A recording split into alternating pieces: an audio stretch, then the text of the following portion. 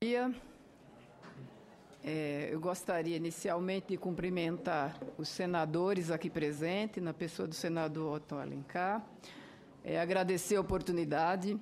Esse setor de fundo de pensões é um setor importante no país, acho que realmente precisa de olhares atentos, acho importante esse tipo de reunião que está ocorrendo aqui. Vou inicialmente pedir as desculpas do presidente Antônio Carlos Conquista, que por um problema de agendamento médico em São Paulo, inclusive ele não pôde comparecer, inclusive ele estava até com um problema de ter que eventualmente passar por uma cirurgia, mas felizmente nesse momento foi descartado. E, inclusive, mandou carta para a comissão informando dessa situação. E é por isso que estou aqui. Dizer que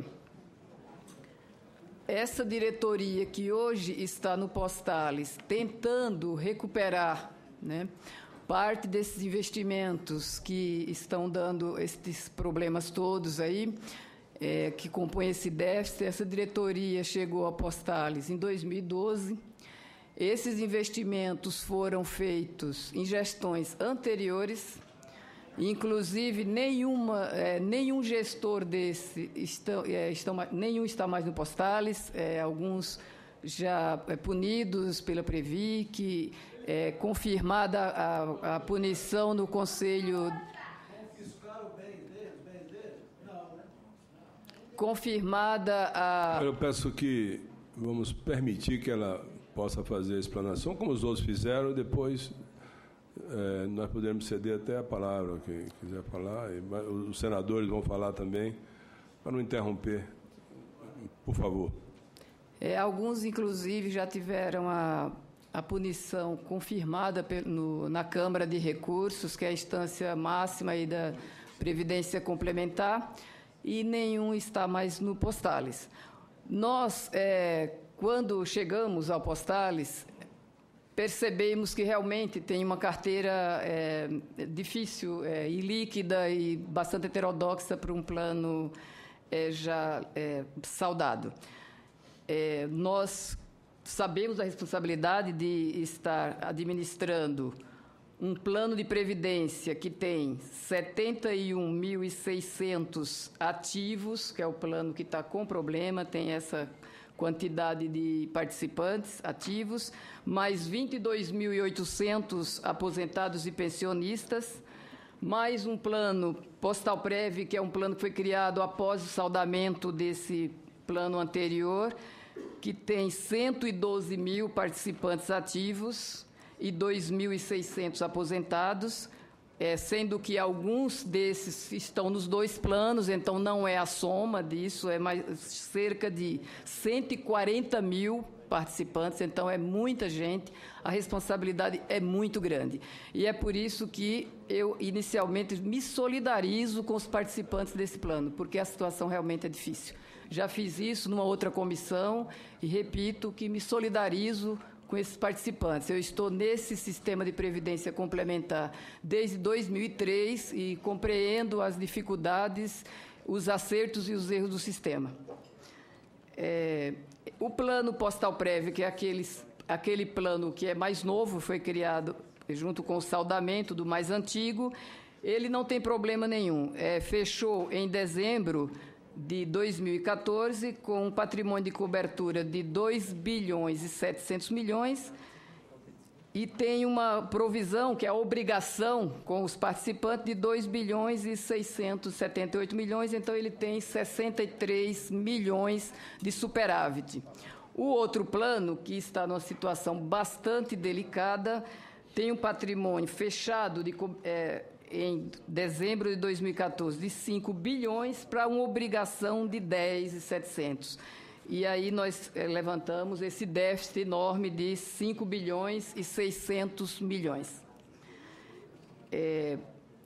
A legislação, infelizmente, muito, eu acho assim, para um sistema de muito longo prazo, a legislação impõe um equacionamento num prazo muito curto. tá? Opinião minha e de várias pessoas que militam no sistema. O prazo é muito curto. Então, de fato, dado o prazo máximo de 3 anos com o déficit, se não conseguirmos realmente equacionar no período, obrigatoriamente você é obrigado a fazer um plano de equacionamento e que a legislação impõe que metade seja dos participantes, ativos e assistidos, e a outra metade dos patrocinadores. Se colocou muito essa questão aqui da responsabilidade dos patrocinadores. Em fundo de previdência complementar, realmente quem normalmente indica os seus diretores são realmente as patrocinadoras, e isto independe de ser uma patrocinadora do setor público ou privado. Já trabalhei em uma que veio a ser do setor privado, então, e normalmente você indica certamente pessoas da sua confiança e que tenha que ter qualificação, até porque a legislação obriga que as pessoas que sejam indicadas tenham qualificação para o cargo. É obrigatório, inclusive, certificação. Então, não se pode indicar de qualquer forma. Até também a legislação para os fundos de previdência complementar ligado a patrocinadoras estatais, elas têm a paridade os participantes têm paridade no Conselho Deliberativo com os indicados do patrocinador, sendo que realmente o voto de desempate no Conselho Deliberativo é atribuído aos representantes do patrocinador. No entanto, no Conselho Fiscal, que também é paritário, que analisa as contas e que dá parecer sobre as contas dos fundos e acompanha e faz os controles internos, no Conselho Fiscal, que também é paritário, o voto de desempate é do representante dos participantes. Então, há um certo equilíbrio. Infelizmente, na diretoria, ainda são poucos os fundos que têm participantes eleitos na sua composição.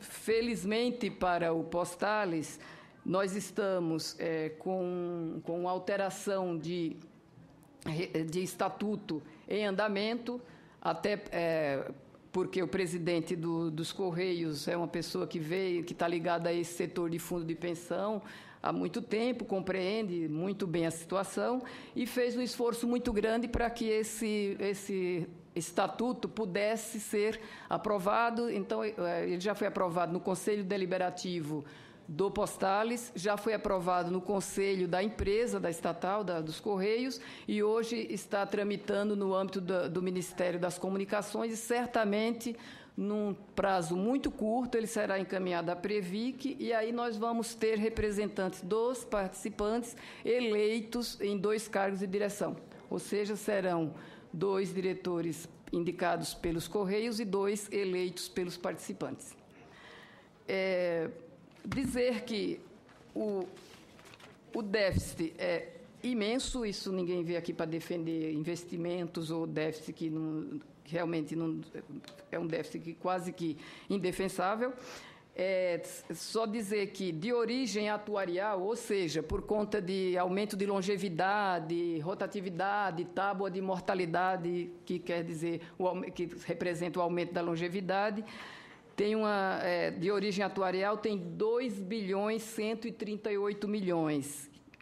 E de origem financeira, infelizmente, por investimentos que não performaram, tem 3.595 bilhões.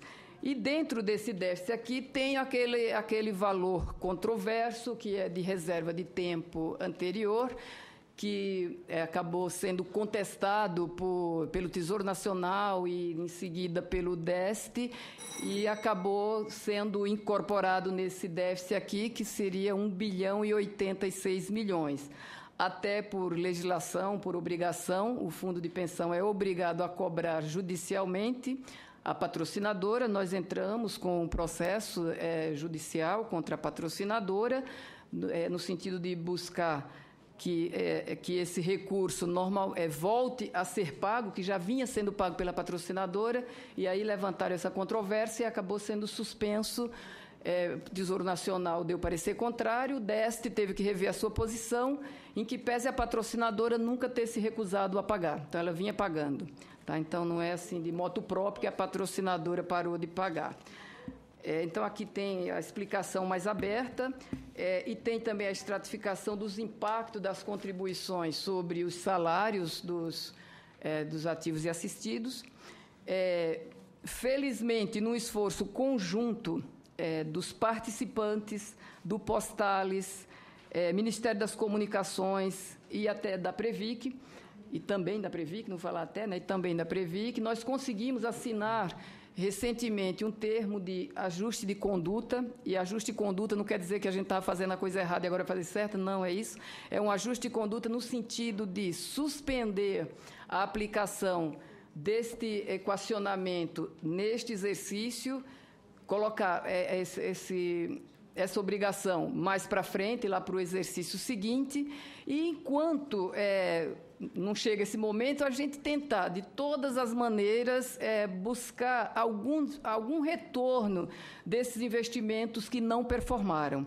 A gente tem uma lista relativamente grande de investimento não performado, de crédito privado, de provisionamentos efetuados, todos eles feitos entre 2005 e 2011, frise, essa diretoria aqui está desde 2012, nós temos 926 milhões em provisionamentos e temos também um valor de 1 bilhão e 500 milhões que se refere a quedas das cotas dos fundos, esses, em boa parte, administrados pelo BNY Mellon, que é o nosso administrador maior. Evidentemente, é um banco de porte internacional, não é uma empresa qualquer, é um banco grande. E, por conta disso, nós estamos acionando, inclusive, o BNY Mellon, particularmente pelo investimento em títulos da dívida externa.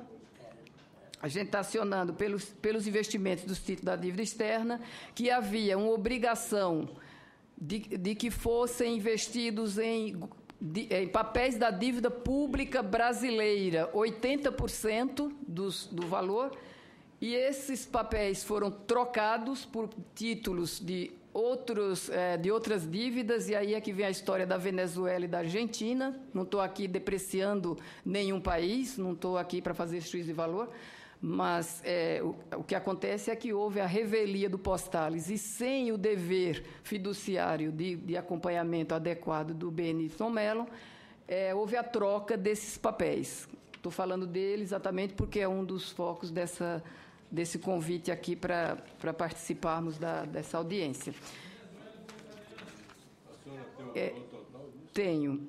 Nesse fundo da dívida externa, em que pese alguém ter falado aí em bilhões, não seria isso, foram investidos 371 milhões exatamente, e 150 mil, entre 2006 e 2008, os investimentos, e por conta dessa troca de papéis, a revelia do Postales, nós entramos com uma ação contra o Mellon, conseguimos êxito parcial, mas muito importante.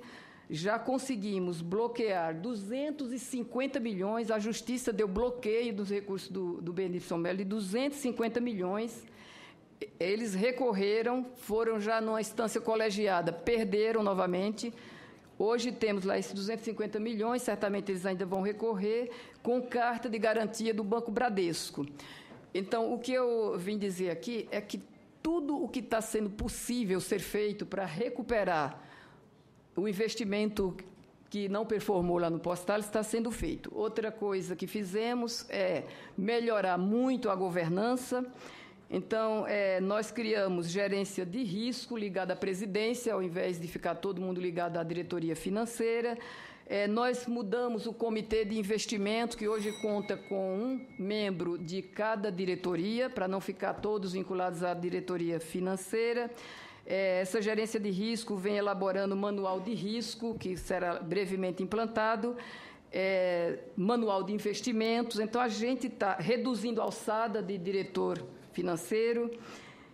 Enfim, todas as alterações que a gente está entendendo possível, né, e que tenha condições de ser feitas lá no Postales, a gente está fazendo, buscando melhorar essa governança. E creio que, logo que aprovado o novo estatuto, o Postales venha a contar com 2 diretores eleitos. Eu digo que isso é muito importante, porque o conselheiro ele vai em reuniões e volta, mas não fica lá dentro vendo todos os dias a miúde o que está acontecendo. Eu mesma já fui diretora financeira eleita de um dos fundos de previdência grande no Brasil, o 10º Fundo do Brasil, e sei o que significa você estar lá dentro e olhando com seus próprios olhos, olhos do participante, o que é que está sendo feito com o seu dinheiro. Para concluir, eu fico à disposição, concluo, porque até já extrapolei o tempo, e fico à disposição para responder questionamentos.